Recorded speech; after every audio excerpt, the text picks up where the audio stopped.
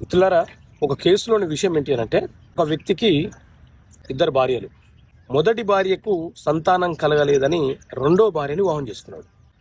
భర్త పేరు మీద ఉన్న ఆస్తి ఆవిడ ఏం చేసింది అంటే, ఆమె పేరు మీదకి విరాసత్ కింద రిజిస్ట్రేషన్ చేయించుకుంది. ఆమె తదనంతరము వేరే వ్యక్తులకు చెందుతుందా లేదా అనే అనుమానంతో ఆవిడ ఏం చేసిందంటే, ఆమె యొక్క సిస్టర్ పిల్లలను అడాప్షన్ తీసుకుంటున్నట్టు అడాప్షన్ రిజిస్ట్రేషన్ చేసుకొని ఆ ఆస్తి వాళ్లకు సంక్రమించేలా ప్రణాళిక రచించింది.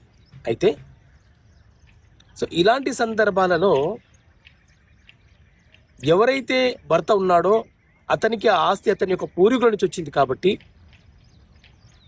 అతని యొక్క రెండో భార్య తనకు నచ్చిన వ్యక్తులకు ఆస్తులను ఇవ్వవచ్చా అని అంటే, సాధారణంగా చట్ట ప్రకారంగా వారసత్వపు ఆస్తులలో ఆ భార్యకు కూడా మూడో వ్యక్తికి ఇచ్చే హక్కులు సంక్రమించబడవు. ఇక అడాప్షన్ విషయానికి వస్తే, మన దేశంలో అడాప్షన్ అండ్ మెయింటెనెన్స్ యాక్ట్ 1956 అనే చట్టం ఉంది. ఈ చట్టం ప్రకారంగా 15 సంవత్సరాల లోపు పిల్లలను మాత్రమే అడాప్షన్ చేసుకోవాలి. ఆస్తుల కోసము 20 సంవత్సరాలు దాటినా 25 సంవత్సరాలు దాటినా వీళ్ళను మేము అడాప్షన్ చేసుకొని ఆ ఆస్తులు వాళ్ళకు సంక్రమింపజేయాలని చెప్పి ఒక కుట్రపూరితమైనటువంటి ఉద్దేశంతో అడాప్షన్ చేసుకుంటే ఆ అడాప్షన్ అనేది చెల్లుబాటు కాదు. ఆ ఆస్తి కూడా వాళ్ళకు సంక్రమించ